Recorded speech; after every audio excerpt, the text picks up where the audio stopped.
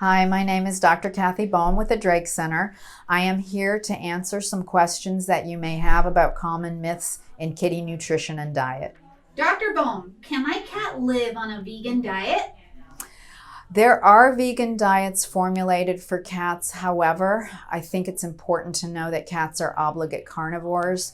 It's very difficult to adequately control their nutrition on a strictly vegan diet.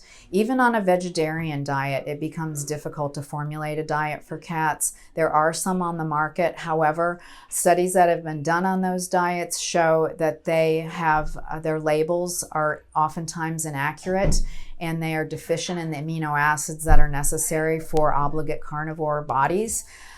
They've also shown that oftentimes those diets are contaminated with mammalian DNA, so there are animal products in those diets. So I would not recommend that you feed either a vegan or a vegetarian diet to a cat unless there is a medical reason to do so and your veterinarian has recommended that. If that's the case, then I would only use a prescription diet, as these are frequently tested for contamination and they've been formulated for cat specific amino acid requirement.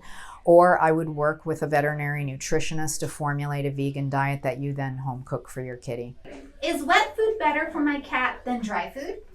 This is a controversial area right now. There are many people that think that canned food diets are better for cats, and the reason is because we do lose a lot of older cats to renal disease, to kidney disease. And cats are desert adapted animals. They're formulated to have very efficient kidneys, and also they were evolved basically to get their water from their food. So small rodents are what cats, evolved to eat. And so canned food diets may be more appropriate for fulfilling that water requirement that cats don't get through a dry food diet. I do think it's possible to have cats live a long, healthy life on dry food. However, in the last decade, we've definitely been leaning towards cats at least having some of their calories come from a canned food diet. And part of that reason is because a lot of chronic diseases older cats develop actually require us to take them off of dry food and feed a canned-only diet. So there are people out there saying, well, why don't we just do that from the get-go? And that's a hard argument. So again, I think it's possible to have a healthy cat on dry food. I personally agree with the idea that at least part of their food should come from canned, though, so that they get more water and moisture. Are prescription diets better for my cat? If your cat has a condition that a prescription diet can slow the progression of or reverse, then absolutely a prescription diet based on what your veterinarian is recommending is a good way to go. A healthy cat has no reason to be on a prescription diet, so that's something again to discuss with your veterinarian, but I don't think you need to be afraid of prescription diets. Again, food is medicine, and if we can treat a disease through dietary means, in my opinion, that is a much better way to treat it than other ways we can do that. If my outdoor cat hunts, is he missing something in his diet? That's kind of funny. No. Cats are hardwired to hunt. This is how they survived and stayed alive through their evolution. So an outdoor kitty that hunts isn't missing anything. Their bodies are enacting what their brain is telling them to do. So again, a lot of people get angry at cats too for hunting, and again, they can't help it. This is just part of who they are, and indoor cats will have hunting behaviors too. All right. Will human food make my cat overweight? No. Human food won't make your cat overweight. What will make your cat overweight is feeding more calories than they're expending and a sedentary lifestyle. A lot of our kitties are inside now, and for important reasons they stay inside. But part of the downside to an indoor lifestyle is they really do move their bodies less and they have less to do. So it's important for us to continue to engage them in interactive play, give them things to do to exercise their brains and their bodies so that they are burning those calories they should be burning. So again, in your mind, no, it's really not the food specifically, it's the number of calories that they're getting in excess.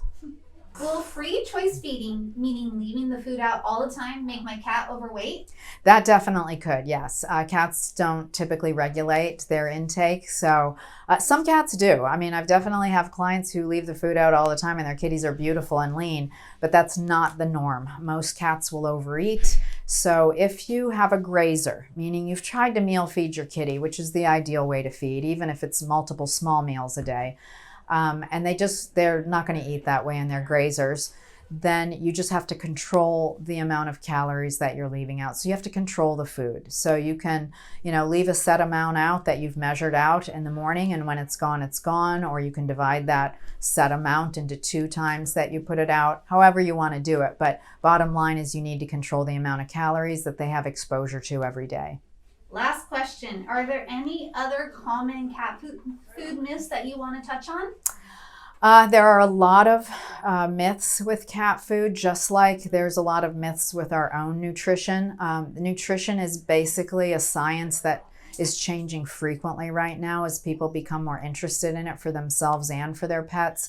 I think one of the myths that we need to dispel right away is that you can tell very much from a pet food label. It's really not possible to do that. The only thing that you get from a pet food label is what ingredients are in there. However, I can tell you that even that ingredient list is easy to manipulate. The more important things with a diet, of course, is what's its digestibility, what's its bioavailability, is what they're eating actually being absorbed by their body, is it in that food in a form that can be absorbed efficiently and easily by their body.